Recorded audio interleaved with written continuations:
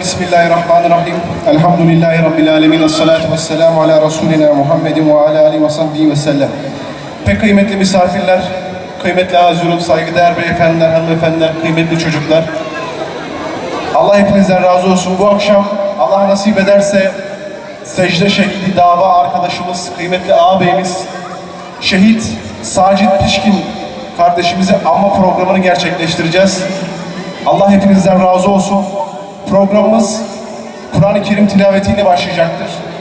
Kur'an-ı Kerim tilaveti için huzurlarınızda sahneye Muaz Demir hocamı istirham ediyorum. Euzu billahi mineşşeytanirracim.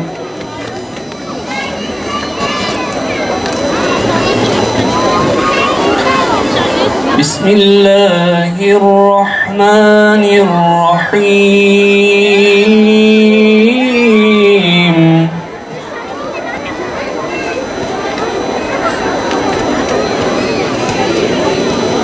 Ya eyyühellezîne âmenü ista'înû bis-sabri was-salâh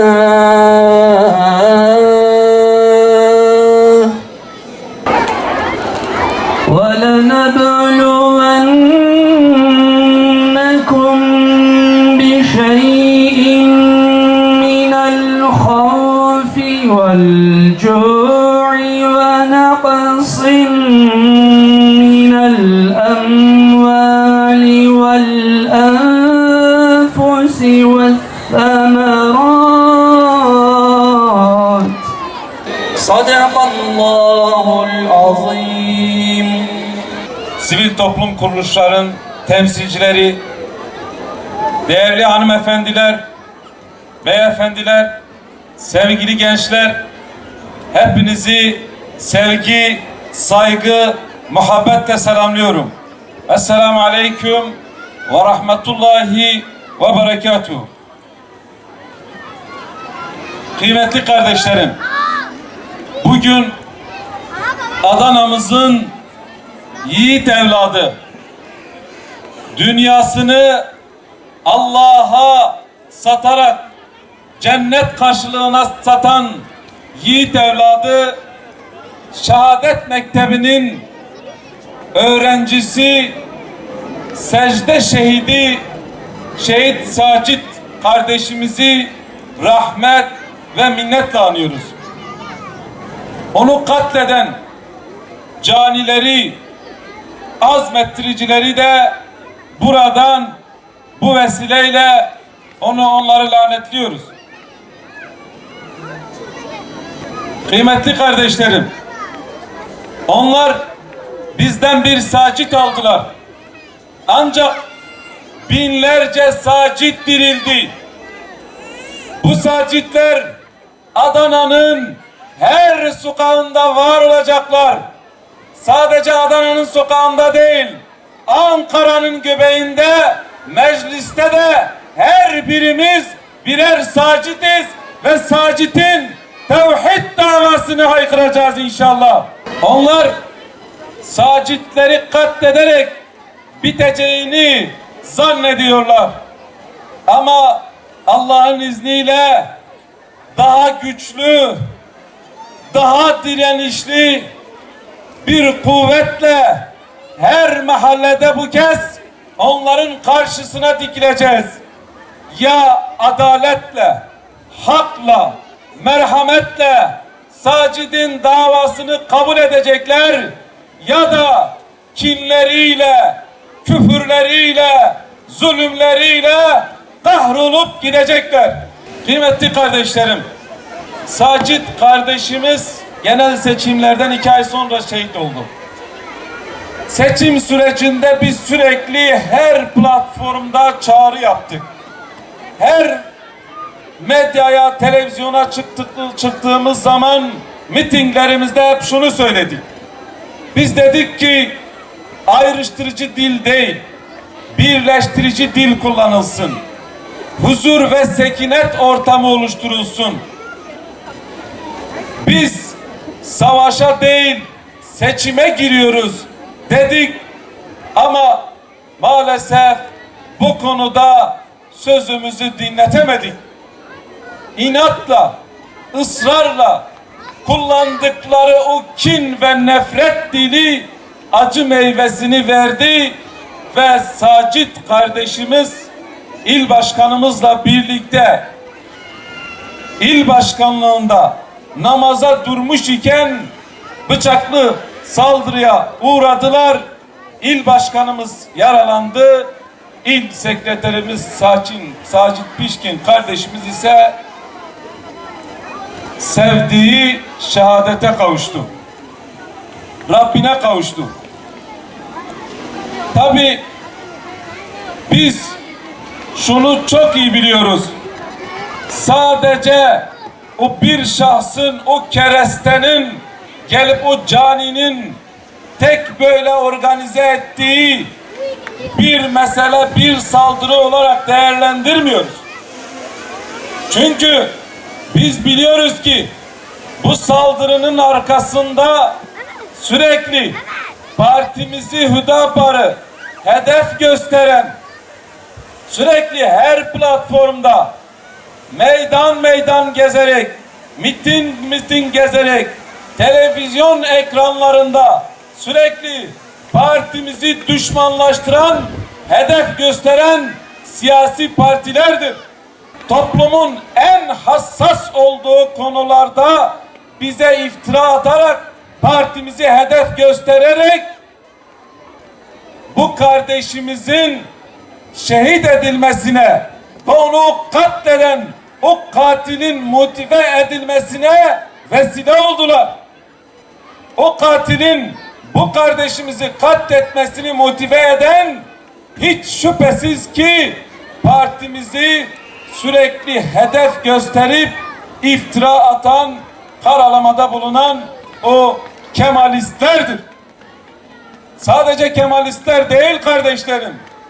Bir de Apu Kemalistler var.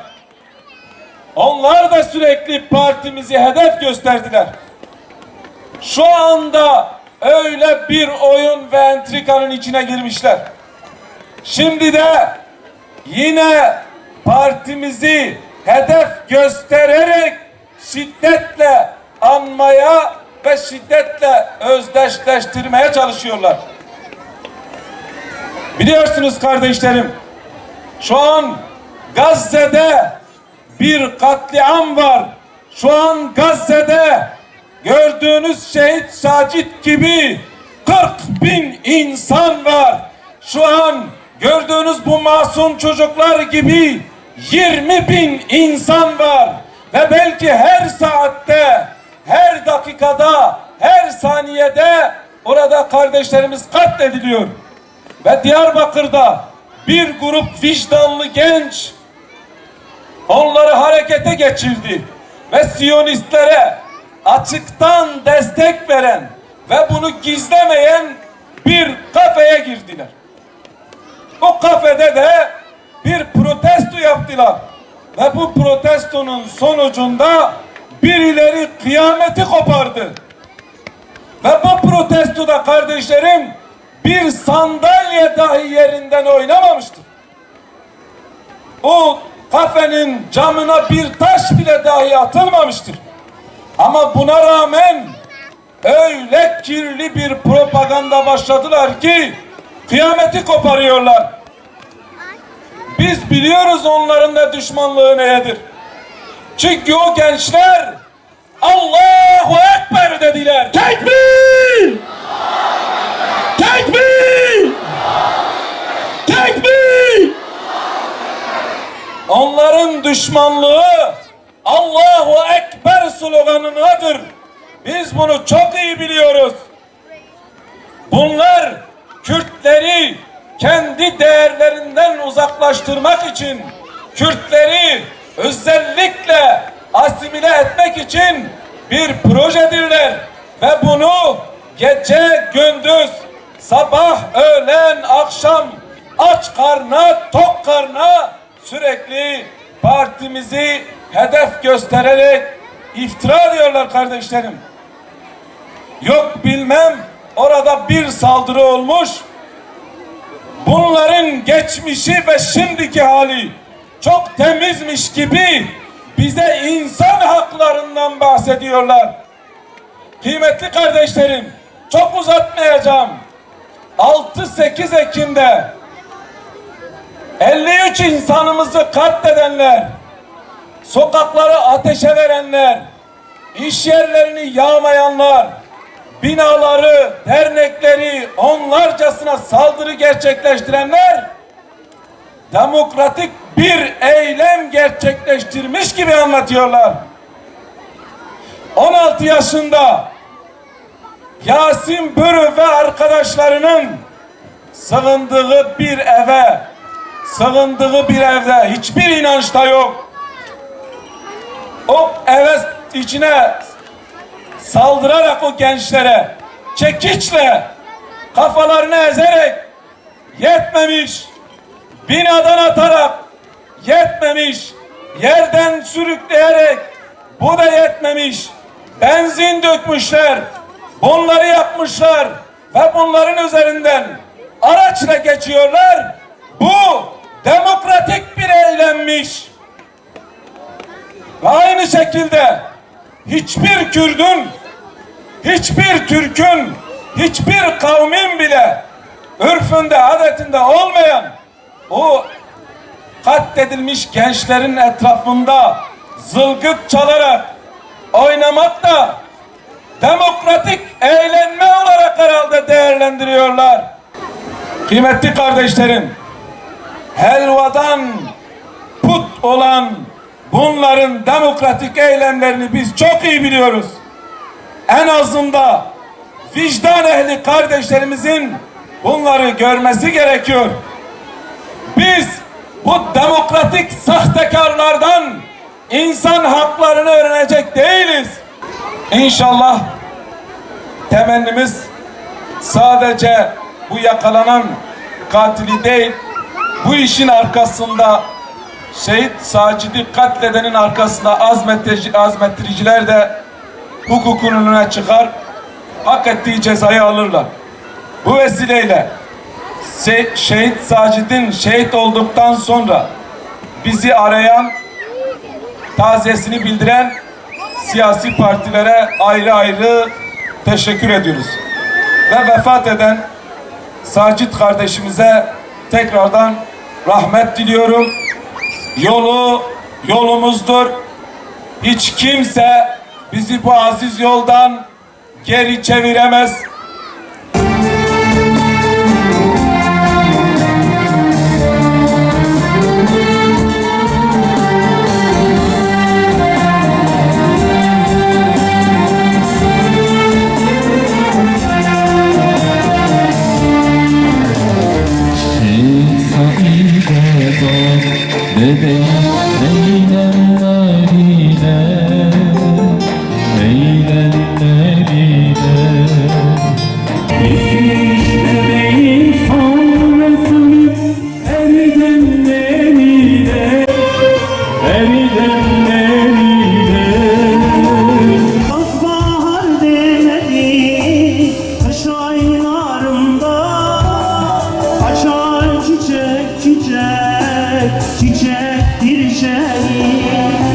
İnnallâhe işterâ minel mü'minîne enfusehum ve emvâlehum bi'enne lehumul cennet. Allah cennet karşılığında müminlerin canlarını ve mallarını satın almıştır buyuruluyor ya. Bunun bir anlamı da şudur. Ey Adana, Allah sizinle alışveriş yapıyor. Sizin memleketinize alışveriş merkezi AVM açmış Allah-u Teala ve sizden can alıyor, sizden gençlerinizi alıyor, sizden ömrümüzü alıyor, sizden yiğitliğinizi, gençliğinizi Kul inne salati ve nusuki ve mahyaya ve memati. Yani de ki benim hayatım, ölümüm, her şeyim alemlerin Rabbi olan Allah'a. Diyoruz ya, işte böylece Allah-u Teala bizim yaşadığımız yerlerde alışveriş merkezi açıyor.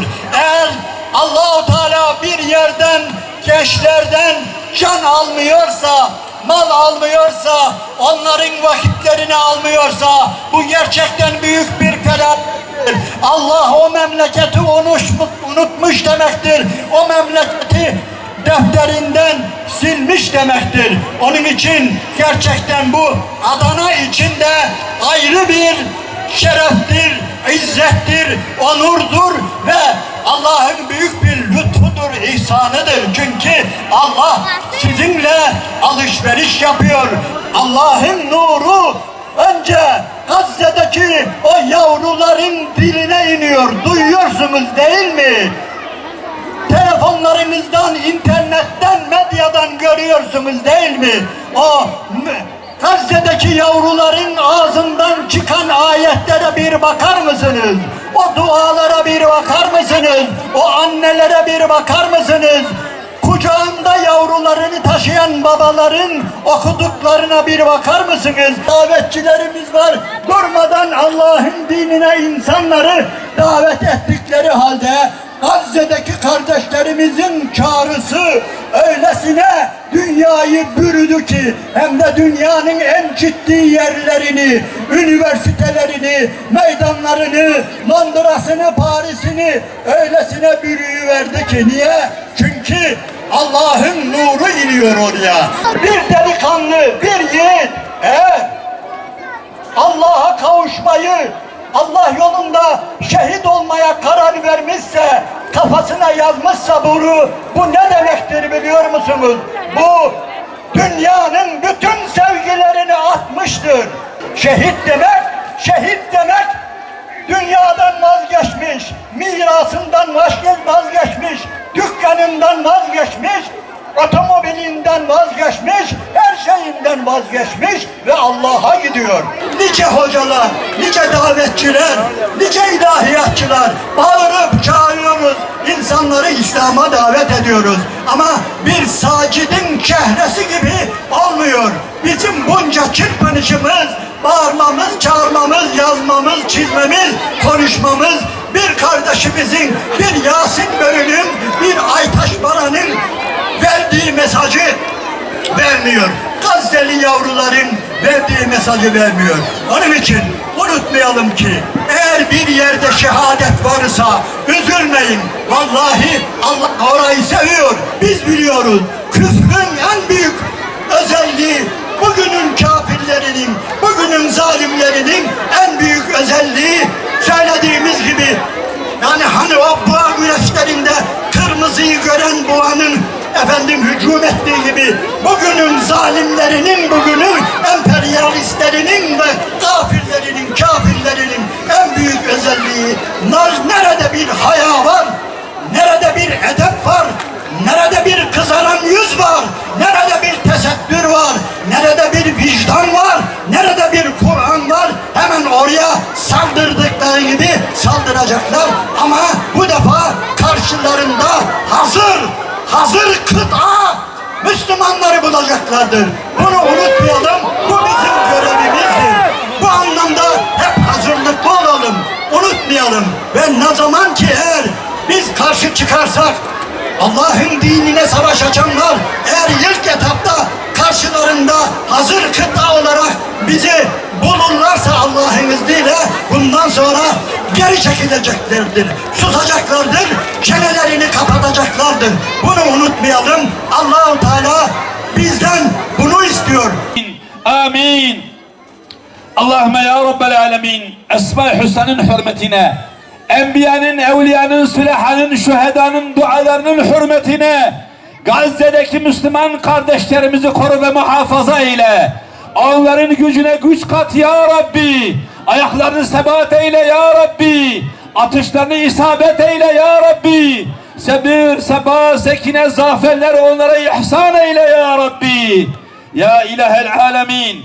Kahhar isminle, Cebbar isminle İsrail olan Siyonizmi, Amerika ve müttefiklerini, yer küresindeki olan bütün müstekbirlerini zelil, rezil, hakir, perişan eyle ya Rabbi. Şehit Sacit kardeşimizin şehadetini en âli makamda dergâh-ı izzetinde kabul buyur ya Rabbi.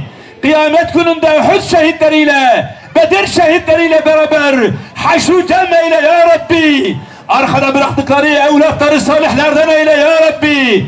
Bacımıza sabrı cemileri ihsan eyle ya Rabbi. Bi hakkı hürmeti sırrı suretil Fatiha ma'as salavat.